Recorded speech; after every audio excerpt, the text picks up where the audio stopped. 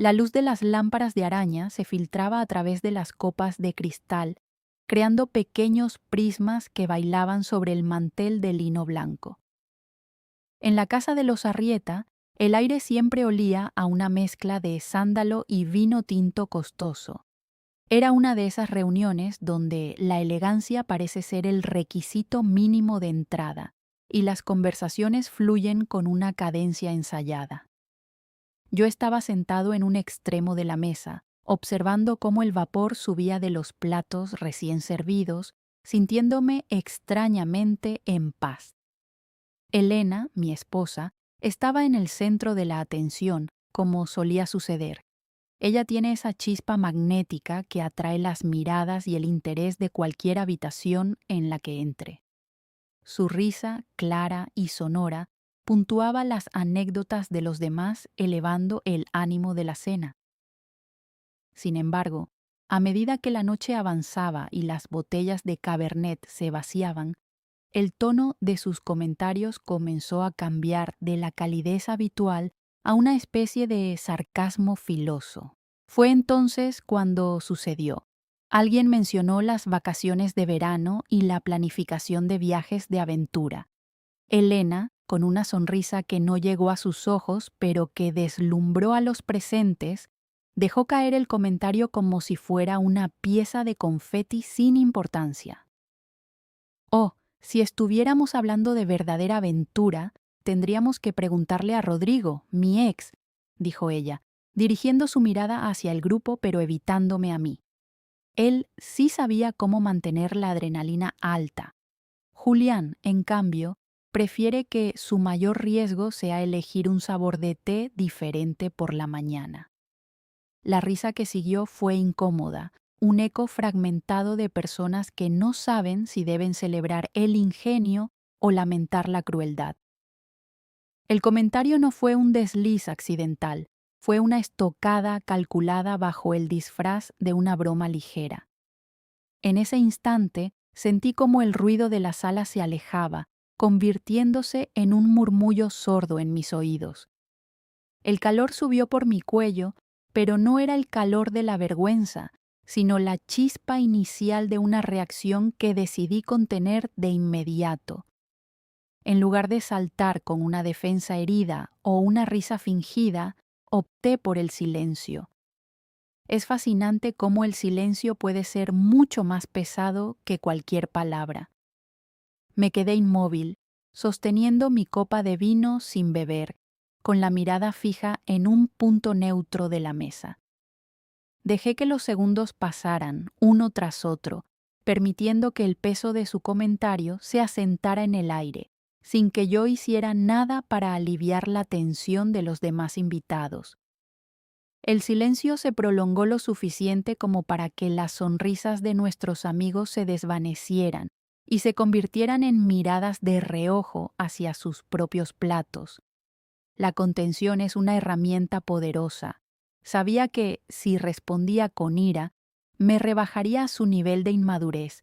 Si me reía, validaría el irrespeto. Así que esperé. Dejé que ella sintiera el vacío que su propia broma había creado. El tiempo se estiró como un elástico a punto de romperse. La tensión en la mesa era ahora casi palpable, un personaje más en la cena. Podía sentir la mirada de Elena sobre mí, buscando una reacción, un contraataque que le permitiera escalar la situación, o quizás una señal de que me había doblegado, pero no le di nada. Mi rostro permaneció como una máscara de calma absoluta. Mis nudillos no estaban blancos, mi respiración era lenta y controlada. Estaba evaluando el campo de batalla antes de dar el paso definitivo. Había algo profundamente revelador en ver cómo los demás lidiaban con la incomodidad. Algunos intentaron cambiar de tema rápidamente, pero las palabras morían en sus gargantas porque el elefante en la habitación era demasiado grande para ignorarlo. Elena había cruzado una línea invisible, una que protegía la dignidad de nuestro compromiso frente a terceros. No era solo sobre Rodrigo, Era sobre la jerarquía de respeto que se supone debe existir en un matrimonio sano. Finalmente, cuando la pausa alcanzó su punto máximo de saturación, dejé la copa de vino sobre la mesa con una suavidad deliberada. El leve sonido del cristal chocando con la madera pareció un disparo en el silencio de la sala. Miré a Elena directamente a los ojos, sin rastro de rencor, pero con una claridad gélida que rara vez mostraba. El resto de los invitados contuvieron el aliento, anticipando el desenlace de aquel duelo silencioso. «Es curioso, Elena», comencé, y mi voz sonó firme, proyectándose sin necesidad de elevar el volumen. «Es curioso que después de tantos años sigas necesitando usar el recuerdo de alguien que ya no está en tu vida para intentar sentirte superior en esta mesa.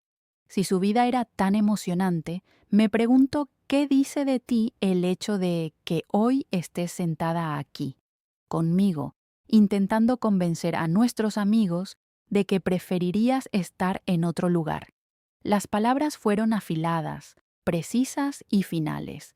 No hubo espacio para la réplica porque no fue un insulto, sino una observación devastadoramente lógica de su propio comportamiento. La habitación se sumió en un silencio aún más profundo, pero esta vez no era un silencio de incomodidad compartida, sino de asombro ante la claridad de la frontera que acababa de trazar. Elena parpadeó, su expresión de suficiencia desmoronándose en una fracción de segundo. En ese momento, la dinámica de la noche cambió por completo. Ya no era yo el objeto de la burla, sino ella quien quedaba expuesta en su propia trampa.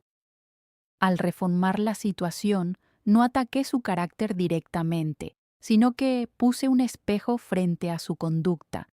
Le mostré que su intento de humillarme en público solo servía para revelar sus propias inseguridades y su falta de tacto hacia la relación que ambos habíamos construido. La cena continuó, pero el equilibrio se había corregido. Los invitados empezaron a hablar de temas triviales, tratando de borrar el rastro del incendio que acababa de ocurrir. Yo me mantuve presente, participando de manera cortés pero distante, demostrando que mi equilibrio emocional no dependía de la aprobación o de los ataques de mi pareja. Había recuperado el control del espacio, no a través de la dominación, sino a través de la integridad. Elena se mantuvo callada durante el resto del postre. Su lenguaje corporal había cambiado. Sus hombros estaban ligeramente hundidos y evitaba el contacto visual directo con los demás. El poder que intentó ejercer se había disuelto bajo la luz de una verdad simple. El respeto no es negociable, especialmente en la esfera pública. Yo no necesitaba ser un hombre de adrenalina para demostrar fortaleza. Mi fuerza residía en mi capacidad para no ser provocado. Cuando finalmente nos despedimos de los anfitriones, el aire nocturno se sintió fresco y renovador. Caminamos hacia el coche en un silencio muy diferente al de la cena. Este era un silencio cargado de anticipación, el preámbulo de una conversación necesaria. El motor arrancó con un ronroneo bajo, y las luces de la ciudad comenzaron a desfilar por las ventanillas mientras avanzábamos por las calles semivacías. Durante el trayecto a casa, no dije una sola palabra, la dejé procesar lo ocurrido. Sabía que ella estaba esperando que yo estallara en el coche, que le reclamara o que iniciara una discusión circular, pero me mantuve en mi centro. La realidad de su intención ya estaba clara. No necesitaba que ella me explicara por qué lo había hecho. Lo que importaba no era su motivo, sino el hecho de que ella pensara que yo lo permitiría sin consecuencias.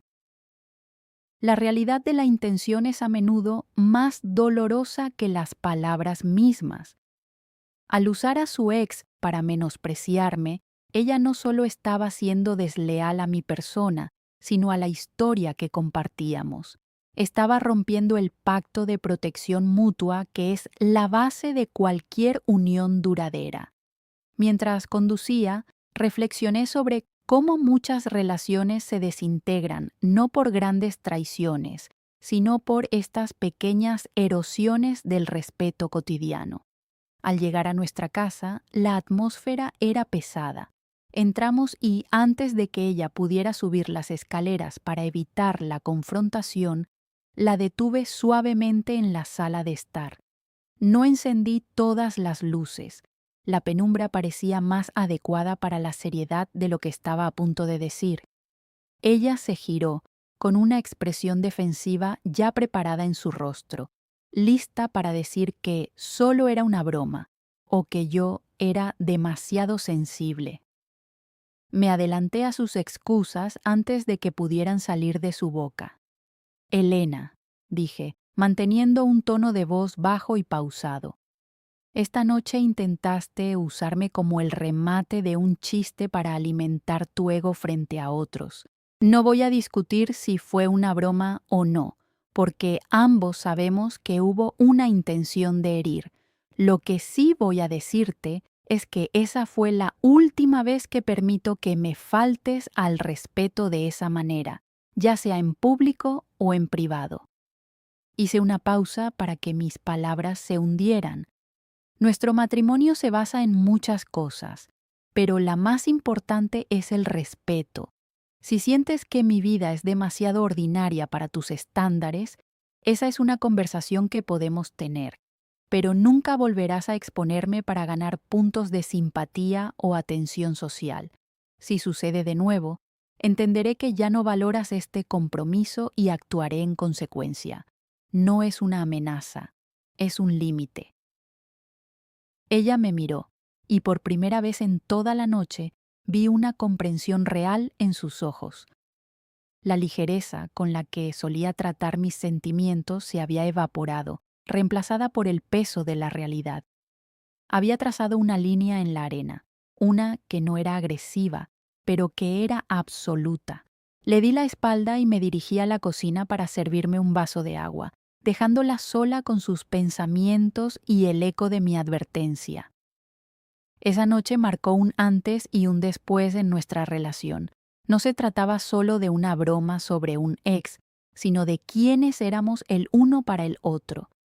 Al responder con restraint y precisión, no solo salvé mi dignidad en esa cena, sino que redefiní las reglas de nuestro juego. El respeto no se pide, se establece a través de la conducta propia y la negativa rotunda a aceptar menos de lo que uno ofrece. A partir de entonces, el aire en nuestra casa cambió. Elena se volvió más consciente de sus palabras, no por miedo, sino por un nuevo entendimiento de que mi calma no era debilidad, sino una elección consciente. Aprendimos que las fronteras no son muros que separan, sino marcos que protegen lo que es valioso. Y aquella noche, entre copas de cristal y bromas pesadas, recordé que la palabra más poderosa que un hombre puede pronunciar es aquella que define su propio valor.